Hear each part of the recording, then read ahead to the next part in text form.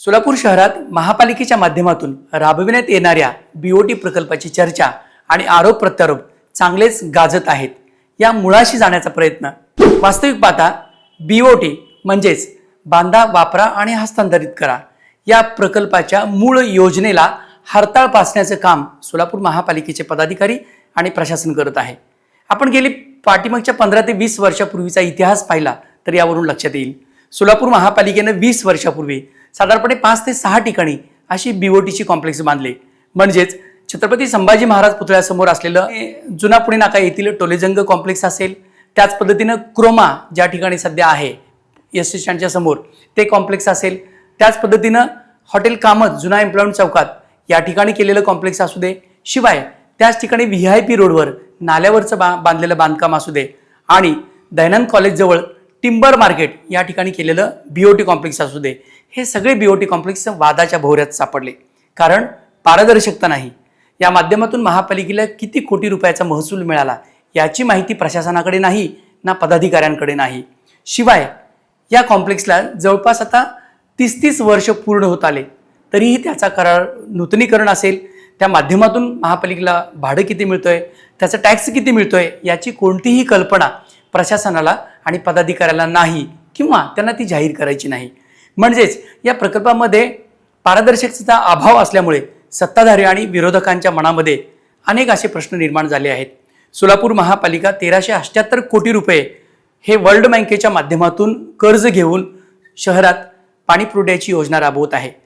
त्यामुळे सोलापूर शहरात महापालिकेच्या मालकीच्या असलेल्या मोकळ्या जागेवरती, भले त्या TDR मधून मिळालेल्या असू देत किंवा त्या आरक्षणाच्या असू देत, त्यावरती बीओटी कॉम्प्लेक्स उभा करायचे आणि त्या माध्यमातून महापालिकेनं पैसा उभा करून ते स्वनिधी म्हणून 1378 कोटीच्या योजनेमध्ये स्वतःचं मॅचिंग कॉन्ट्रिब्युशन भरायचा हिस्सा असू देत, त्यासाठी बीओटी कॉम्प्लेक्स उभा करण्याचा हा विषय पुढे आलेला आहे.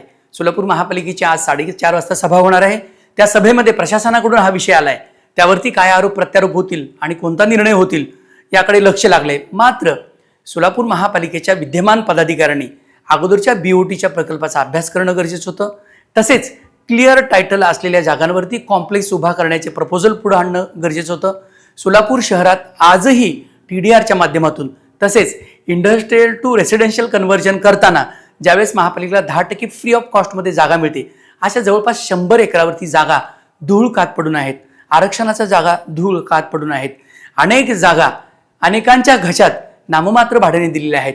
एकीकडं महापालिकेचे उत्पन्न वाढवण्याच्या बाता करायच्या आणि दुसरीकडं अशा जागा लाटायच्या. यामुळं सोलापूर महापालिकेचं उत्पन्न न वाढता पुढाऱ्यांचं उत्पन्न वाढू लागले आहे.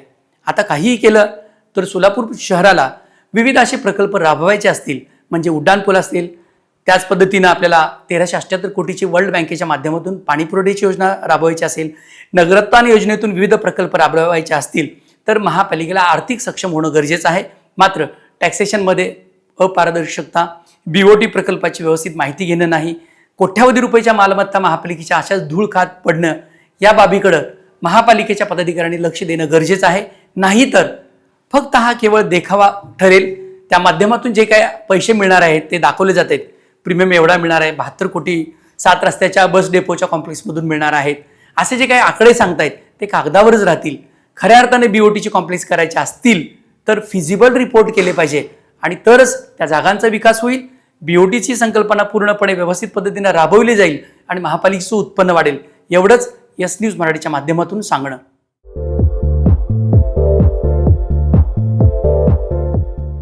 नांदेड, लातूर व धाराशिव जिल्ह्यातील टाटा मोटर्सचे अधिकृत कार डीलर पद्मजा मोटर्स आता सोलापूरमध्ये. भव्य शोरूम आणि अद्ययावत वर्कशॉप, GST सूट मिळाल्याचा घ्या फायदा. नव्या शोरूम मध्ये सुरू झाली आता कार सर्व्हिस सेवा.